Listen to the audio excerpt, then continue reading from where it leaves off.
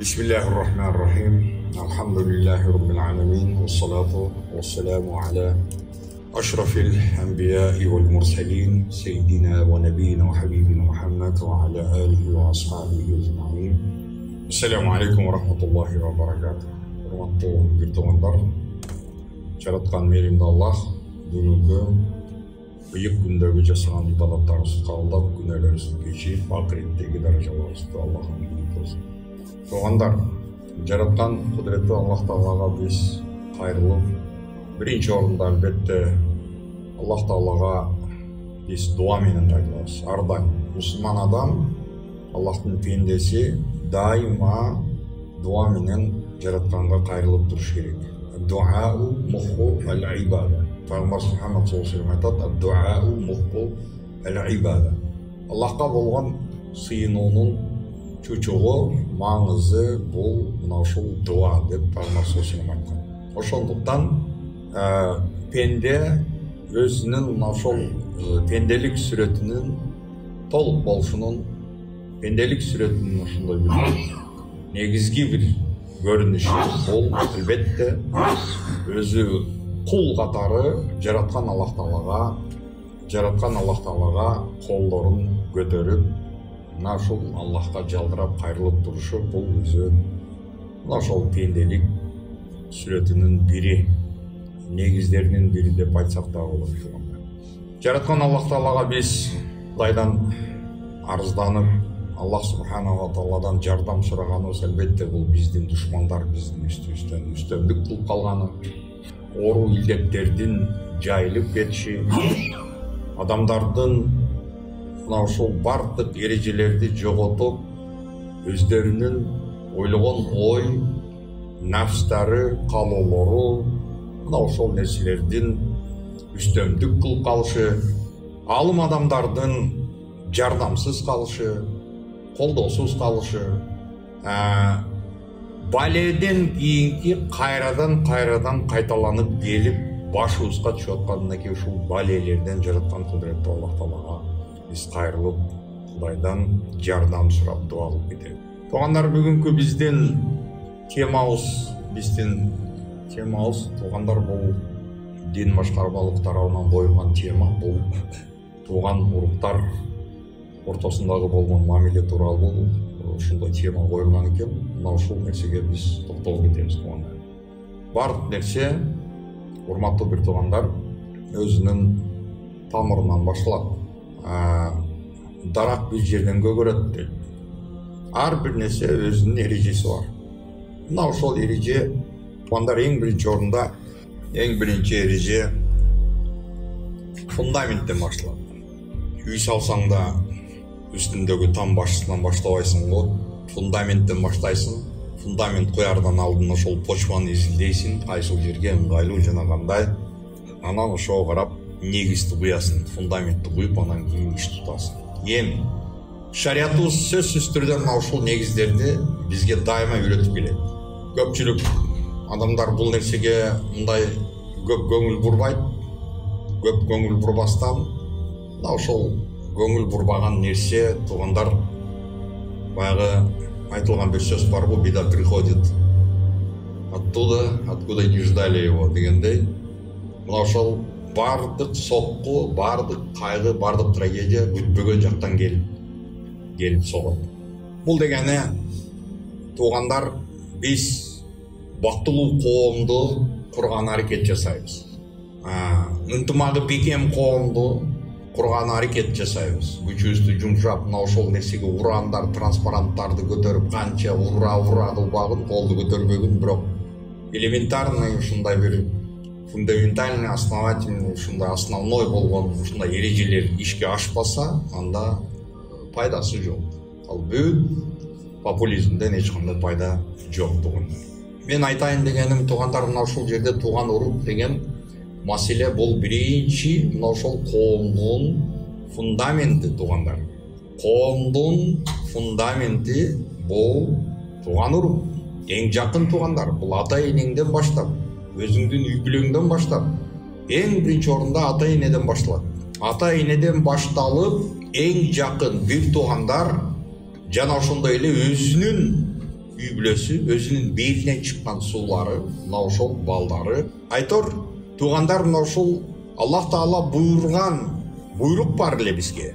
Жараткан кудуреттүү Аллах Субханаху ва Таала Кур'ан-ы Керимде бизге буйрук кылган. Ниса сүрөсүнүн 1-аятында. Аузу биллахи минаш шайтанир раджим. يا أيها الناس اتقوا ربكم الذي خلقكم من نفس واحدة وخلق منها زوجها وبث منهما رجالا كثيرا ونساء واتقوا الله الذي تساءلون به والأرحام إن الله كان عليكم رقيبا.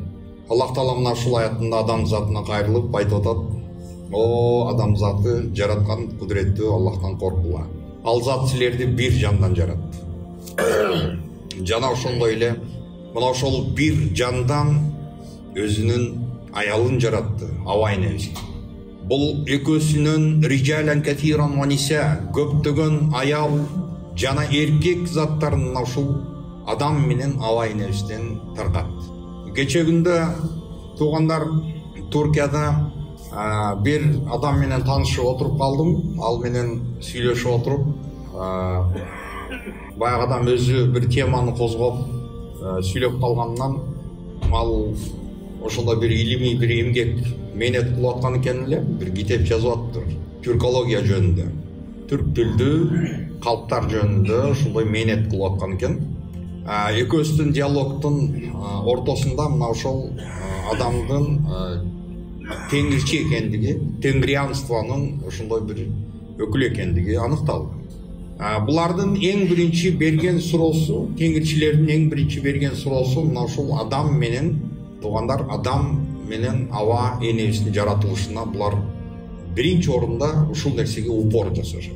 Илгери мен Алла рахмат кылсын, Чубак ажы биринчи чыкканда мына ошол Эхо Манаса деген Бишкектеги телеканалдан чыгып жүргөн кезде мен дагы ошол телеканалдан орус тилинде чыгып жүргөн.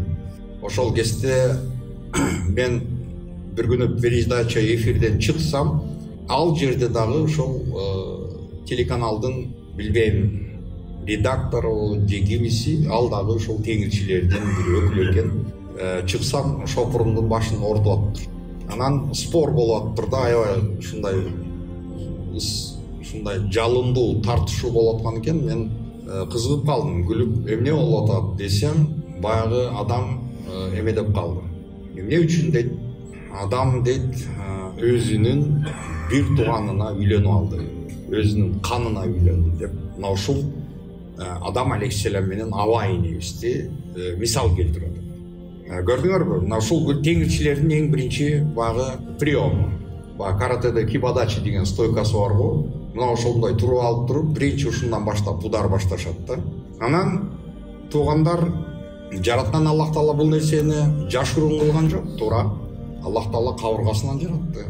Бул дегени мен дайым айтам, Аллах Субханаху ва Таала ушул аял затын дагы Хавва энебизди башка материалдан жаратып койгону кудуреттүү болчу, бирок Аллах Таала именно адамдын кабыргасынан жаратты. Ошондуктан пайгамбарыбыз Мухаммад саллаллаху алейхи ва саллям айтып атат, үй бүлөлүк баягы турмуш курганда пайгамбар саллаллаху алейхи ва саллям айтты: эркек менен аялдын ортосундагы болгон конфликт, мына ошол жаңжал, үй бүлөлүк талаш тартыштардан улам келип чыккан нерсе. Эми талак маселесин ошол баягы холодный рассудок, акыл менен чечкен, мындай оор басырыктуу болгон эркектин колуна берилген. Эмне үчүн дегенде эркек акыл менен иш тутат, аял заты дайым айтабыз, эмоциянын негизинде иш тутат. Эмоциянын негизинде. Энеге көбүрөөк баягы мындай мээримдүүлүк берилген, ошон үчүн энеде көбүрөөк мына ошол сентиментальность деген нерсе мына аял затында көбүрөөк бор керек. Мына ошол жерде туугандар айтайлык, мына эркек менен аялдын ортосундагы ошол конфликтти эркек кишини пайгамбар Мухаммад алейхиссалам айтып атат, Расулуллах саллаллаху алейхи ва саллям айтып атат, мынакей дейт, аял заты дейт, адамдын кабыргасынан жаралган дейт. Туугандар, кабырга бул адамдын кабыргасы ийри болот, билесиңер. Кабыргасы ийри. И болгондо дагы эң жогорку часть, грудной клетканын эң жогорку бөлүгүндөгү болгон кабырга бул өтө ийри болот. Жана ошондой эле бул адамдын скелетин алып көрө турган болсок, кабырганын ичинде башка багы чоң сөөк жиликтердин ичиндегидей чучук жок. Ошондуктан пайгамбарыбыз Мухаммад алейхиссалам айтты: эгерде деди аял затын эркек киши түздөп, оңдоп, ошол кабырганы түздөйм деп аракет кылып түздөп баштай турган болсо, ал кабырга сынып кетет деди. Кабырганын сынганы ал ошол талак деди, ажырашуу деди. Мына развод ошол кабырганын сынганы. Туугандар, ошон үчүн баягы биз дагы ушундай принцип менен жашайбыз да. Туугандар, мынакей жашоодо кемчилиги жок, айыбы жок адам барбы? Ида талакта ахан била айбин бакита била ахин деген бир арабтардын макалы бар. Айыбы жок, кемчилиги жок, доз истесең, анда сен дозу жок, өзүң жалгыз каласың дейт. Бардык компанияда өздөрүнүн досторун багы билишет. Тигинин мындай кичине плюсу бар, тигинин мындай кичине минусу бар. Кыскасы, пейил жоруктарын бири-бири жакшы билишет. Эми мына ушул жерде, туугандар, мына адам затынан жаралган кийинки балдар. Потомство кийин башталып кетип атпайбы, туурабы? Баягы балдары төрөдү. Балдар төрөлгөндө кандай төрөлдү? Кантип ошол бир тууганга үйлөнүп алды деген. Мына бүгүн мисалы кыргыз элибизде чоң проблеманы жараткан нерсе кантип 7-чи поколение, 7-чи муундан кийин только үйлөнүү мүмкүн эле деген нерсени биз каттуу карманып келебиз да. Мисалы баягы бир туугандардын айтайлык балдары, ошолордун кыз менен баланын ортосуна нике адал бол деп айтылса, бул нерсени биз прям туугандар аябай каттуу кабылдайбыз. Кандай бул нерсе кантип мүмкүн болсо жакындардын арасында? Туугандар, ислам жакын туугандарды үйлөнгүлө, алгыла деп ошол нерсеге ислам үгүттөп жаткан жери жок. Тескерисинче туугандар, мына ошол брак алысыраак болгон нерсени ислам карайт. Эмне себептен? Эгерде бир туугандардын балдары үйлөнүп ала турган болсо, жакын болсо, мына ошол баягы үй бүлөлүк тирания, зомбулук деп атабызбы? Семейная тирания, зомбулук деген нерсе бир туугандардын ортосунда элдин алдында эми уят болобуз, кокуй, элдин алдында жүзүбүз эмне болот, шерменде болобуз деп басты кылып, ошол үй бүлөнүн ичинде ошол зомбулук калып кетиши мүмкүн. Чечилбейт проблеманы басты кылып коюшу мүмкүн туугандарчы, жакын туугандар. Бул жерде даже генди сүйлөштүн кереги жок. Там баягы кыйшык төрөлүп калат экен, кокуй, анан кийин слабый организм, слабый төрөлөт экен деп анда дагы эмес. Мен айтып атканым, бул жерде дал ошол шариаттын данышмандыгы жөнүндө кеп кылып атам. Эми Адам алейхиссаламдын балдары эгерде бири-бирине үйлөнгөн болсо, аба энебиз бир төрөгөндө үчтөн ушундай эгиз ушундай төрөгөн. Жана ошондой эле туугандар, баягы ар бир инсандын жеген пропитаниясы бул адамдын ким экенин, мына ошол адам кандай, ушул организм адамдын жеген нерсесинен турат, туурабы? Айтабызбы баке, мынакей арам лукманын таасири барбы жокпу?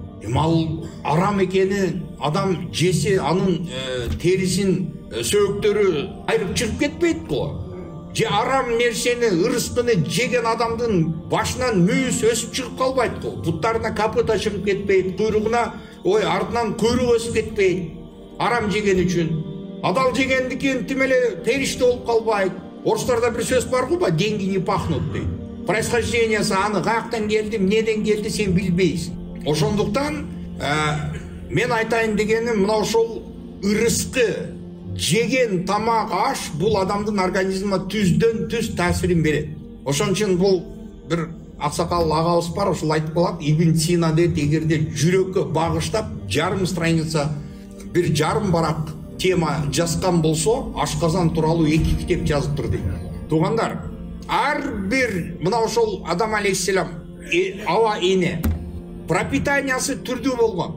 Төрөлгөндө ошол зачатие болгон кезде жана ошондой эле багы плотту маткасында көтөрүп жүргөн кезде развитиясы, плоттун развитиясында ошол доордо таптакыр башка пропитание болгон. Башка тамак азыктарды жешкен. Андан соң булар мынакей төрөлгөндөн кийин булар бири-бирине үйлөнүп, мына ошентип кийин адамзаттын тукуму ушинтип башталган. Туура, үйлөнгөн. Бирок алардын жеген тамагы ушул эзелтен бардыгы башка болгон. Бул нерсени Аллах субханаху ва таала данышман, билүүчү зат. Мына ушул көптөгөн эркектерди жана аялдарды жаратты, Кудайдан корккула. Жана ошондой эле Кудайдын аты менен силер бир нерсе болсо Алланын атын ортого коюп сүйлөйсүңөр. Туурабы? Эми дин кичине келип калгандан кийин илгери нан урсун деп сүйлөйт эле. Нан урсун десе адамдар ишенчү. Нан уруп кетсе, значит ишениш керек. Бул нан святое, да? Эмне үчүн? Кыргыздардын дыйкан болгон эмес да. Бул жайлоодо, тоодо, ошондой жакта нандын орду күчтүү болгон. Ун алып барыш үчүн ал жака канча деген билесиңер, километрлап жүрүш керек. Ошондуктан бизде нандын орду күчтүү болгон үчүн биз кыргыздар нан борсокту дагы нан менен кошуп жейбиз. Туурабы?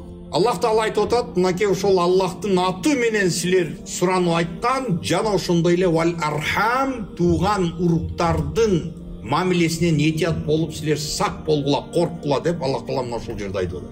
Вал архам. Архам дегенде тууган уруктун категориялары бар эми. Туугандар, бул категорияларын алымдарыбыз муну түрдүү категорияларга бөлгөн. Например, мисалы, кайсыл туугандар менен милдеттүү түрдө, важип өкүмүндө милдеттүү түрдө катташуу керек. Кандай кылып катышуу керек? Кайсылар менен кандай мамиле жасаш керек? Кыскасы бул толук өзүнчө бир эреже. Аллах Таала бирок мына ушул нерсени бизге буйрук кылып койду. Катташуу, мына ушул нерсе Аллах субханаху буйрук кылып атат бизге. Туугандар, инналлаха кана алейкум ракиба. Жараткан Аллах силердин үстүңөрдөн бардык нерсени көзөмөл кылуучу зат. Көзөмөл кылып турат. Сен акча үчүн жакының менен мамилеңди үзүп атасыңбы? Карызды кайтаргандын ордуна сен мамилеңди үзүп атасыңбы? Алганда бирөөнүн акчасын бергенде өзүңдүн акчаңды бере албай кыйналып, мына ошол жерде конфликт чыгарып, на ровном месте сен тууган менен мамилеңди бузуп атасыңбы? Же дагы башка түрдүү причиналар, себептер аркылуу сен туугандар менен мамиле бузуп атасыңбы? Аксакалдык талаштыңбы? Төр талаштыңбы? Бийлик талашасыңбы? Же болбосо мынакей туугандар азыр мына биз айтып атабыз, мынакей правовое государство, демократиялык өлкөдө жашап атабыз дейбиз. Бир үй бүлөнүн ичинде 7 үй бүлө член мүчөсү боло турган болсо, ошолордун көз караштары түрдүү. Мисалы, бирөө провластный болсо, бирөөсү оппозиционный көз карашта болушу мүмкүн. Ал эми адамдын өзүнүн эрки. Болгону эрежеден, бардык рамкалардан чыгып кетпей сакталуу. Мынакей туугандар эми Мухаммад сүрөсү 22-23 аят. Мына Аллах айтып атат: "А'уду биллахи минаш шайтанир ражим. فهل عسيتم إن توليتم أن تفسدوا في الأرض وتقطعوا أرحامكم أولئك الذين لعنهم الله فأصمهم وأعمى أبصارهم." Muhammed сүрөсү. Силер мына ушул Кудайдын буйруктарынан, жараткан Алланын берген шариаты, эрежелери, буйруктары, пайгамбарыбыз Мухаммад алейхиссаламдын талимдери, буйруктары, мына ушул нерселерден силер башыңарды тартып кеткен кезде, билесиңерби эмне болосуңар? Жер бетинде силер бузукулук кылып баштайсыңар. Тууган уруктар менен болгон мамилени силер үзүп баштайсыңар. Болду. Бала ата энеси менен мамилесин үзүп салат. Бала өзүнүн бир туугандар менен болгон мамилесин бузуп салат. Айырмасы жок. Тирүүбү, ооруп атабы, проблемасы болуп атабы, кыйынчылык болуп атабы, айырмасы жок. Кызыгы жок. Ага эч кандай кызыгы жок. Мына ушул туугандын мамилесин үзгөн. Туугандын мамилесин үзгөн. Мына эч нерсе, бул равнодушный, абсолютно кайдыгер болгон инсан. Барбы, жокпу, ага кызыгы жок. Керек болсо бул нерсеге үгүттөгөн адамдар дагы жок эмес. Жараткан кудуреттүү Аллах Таала мына ушундай категориядагы адамдарга эмне деп айтып атат булар тууралуу? Аллах айтат: "Улайкаллазина ла'анахумуллах." Мындай адамдарды Аллахтын каргышы тийген мындай адамдарга дейт. Аллахтын каргышы тийсе, биздин мынакей көпчүлүк адамдардын түшүнүгүндө сөзсүз түрдө бул адам физически материально, физикалык жактан жана материально бул сөзсүз түрдө пострадать этиш керек да. То есть бул Кудайдын каргышы тийген болсо, бул адам демек шал болуп жатып калыш керек, инвалид болуп калыш керек, или болбосо таптакыр айкыз бир илдетке чалдыгуу керек. Мына ошол нерсени булар көпчүлүк адамдар каргыш, мына ушул каргыш ушундай сүрөттө көрүнөт. Же болбосо бул адамдын банкрот, ушул сыяктуу нерселер болсо бул нерсени каргыш деп билишет. Бирок туугандар, жашоо практикасы бул нерсенин абсолютно тескерисин көрсөтүп атат. Именно мына ушундай башын тартып кеткендер, бузукулук жасагандар, тууган уруктар менен эң жакын адамдар менен мамилелерин үзүп жүргөн инсандарды көрсөң, жашоолору бир жакшынагай. Бийлик да, дөлөт да, акча да, бардык нерсе бар. Ошондуктан булардын тегерегинде айланган элгө өчүрүп болгус болгон, өзгөртүү мүмкүн болбогон, аябай оор болгон, кан тамырга сиңип кеткен бул кыргыздын менталитети. Мен башка улут жөнүндө сүйлөбөй эле коеюн, кыргыз жөнүндө эле сүйлөйм. Мен бир досум бар эле, качан көрсөң кыргызды критика кылчу. Анан бир күнү мен сурап калдым, сен өзүң кыргызсыңбы депчи. Десем, ооба, мен кыргызмын. Критика кылбасаң анан качан булар оңолот деп коюп, ошентип күлүп айтып калчу. Орустар сурашса, как дела дейт, жумушуңду сурайт дейт. Башка улуттагылардын саламдарын сурап тургандан кийин кыргыздыкын кандай жатасың деп сурайт, жатканын сурайт дейт. Мына, мен айтып атканым мына ошол багы ментальность, менталитет деген нерсе болуп атат. Ушул нерсени биз жое албай эле койдук. Иманга чакырып атабыз, айтып атабыз, но клановость деген нерсе, уруулук, клан, ошондой багы клан деген нерсе жок болушу өтө бул татаал нерсе экен. Всё. Бир адам бир жамаатка, бир кланга примыкать эттиби, ошол нерсенин идеясын көтөрүш керек. Бул жерде багы негизги мамлекеттик, патриоттук, мына ошол биримдик деген идеялардын бардыгы второстепенный ролго айланып калды. Мисалы, өзүнүн айтып атпайбы? Биринчи лицо государства эгерде ошол бийлик ошонун колунда болсо, ошого моюн сунуш керек болсо, жок, ал нерсе уже ага кызык эмес. Бул өзүнүн протежелерин ошолор менен мамилени түздөп, ошолор менен чайкабат этип, ошолор менен гана мамилени түзүп жүрүшөт. Бол. Мына ушул Кудайдын каргышы тийген адамдарды Аллах субханаху ва таала айтып атат: "Улайкаллазина ла'анахумуллаху" деп туруп, Аллахтын каргышы аларга тийди деп туруп, мына ушул жерде фаасаммахум дейт. Фаасаммахум дегени, фаасаммахум, туугандар, мына ушул жерде дагы бир грамматикалык бир правило, эреже, ф деген тамга могул жерде ушул результат дегенди, натыйжа дегенди билдире турган. Алфау ан-натижия деп коет. Натыйжада эмне болду? Алланын каргышы тийген кезде каргыштын натыйжасы эмне болду? Эмне бул? Жардан жыгылып кеттиби? Инвалид болуп, шал болуп жатып калдыбы? Же тилин жоготуп, бул сакоо болуп калдыбы? Же дагы башка бир проблемага кабылдыбы? Жок. Аллах айтып атат, натыйжада Аллах аларды эмне кылды дейт? Фаасаммахум ва а'ма абсарахум. Буларды Аллах Таала дүлөй кылып туруп, буларды кар кылып койду дейт.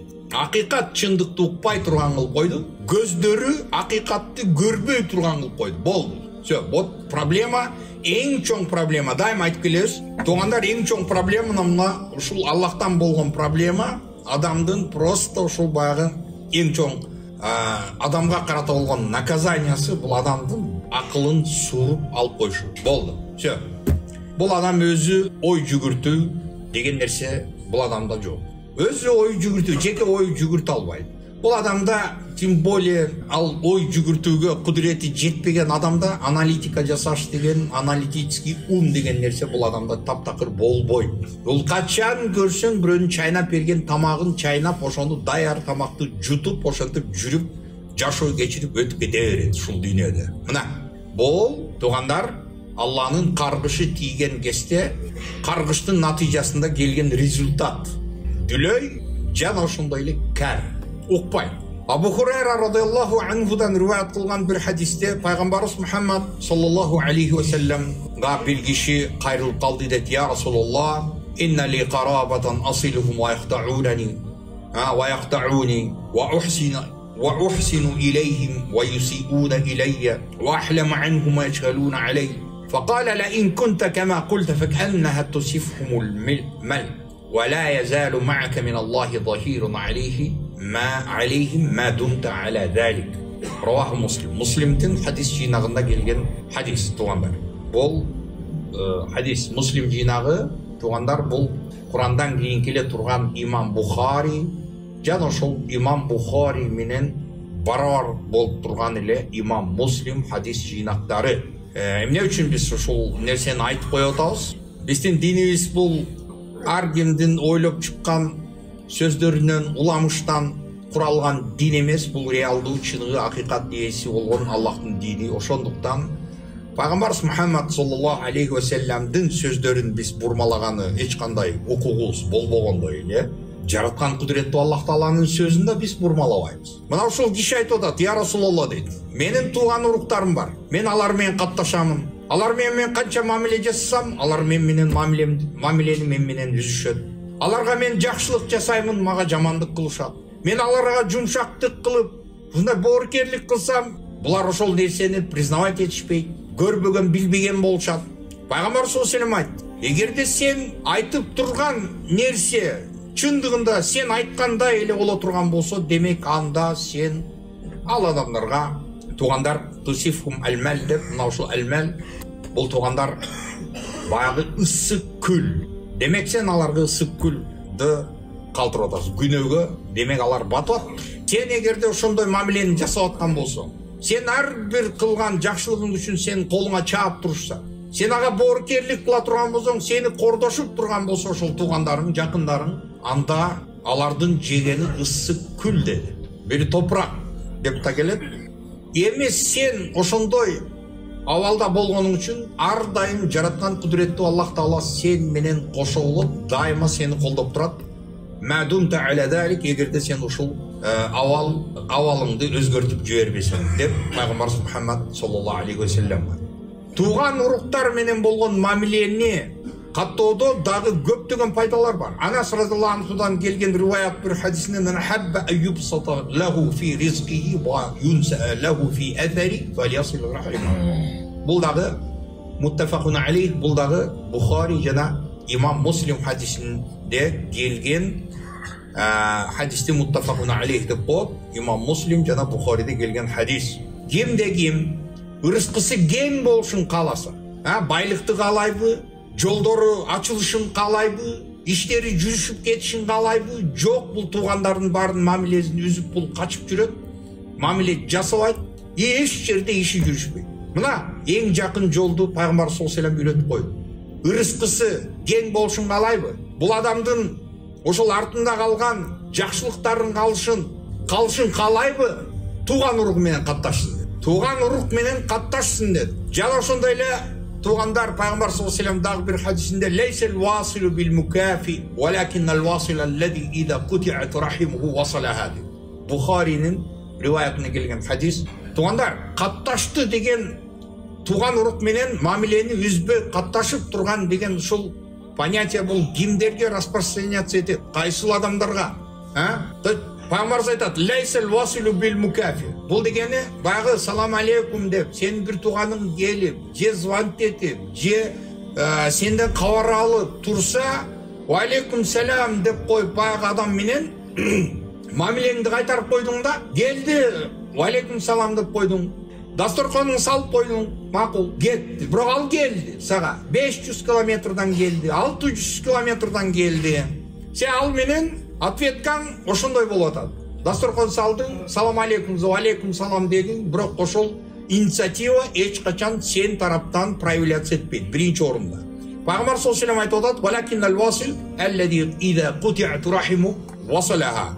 Чыныгы мына ушул катташкан деген адам деген бул ортодо мамиле, тууган уруктун мамилеси, бир туугандын, жакындардын, бул ата эненин, балдардын ортосундагы, бир туугандардын ортосундагы мына ошол мамиле үзүлүп калган кезде ошол нерсени улаган, мына ошол катташкан деп Пайгамбар саллаллаху алейхи ва саллям мынакей ушул жерде түшүндүрүп коет. Туугандар, ла ядхулул жанната кати'у рахимин.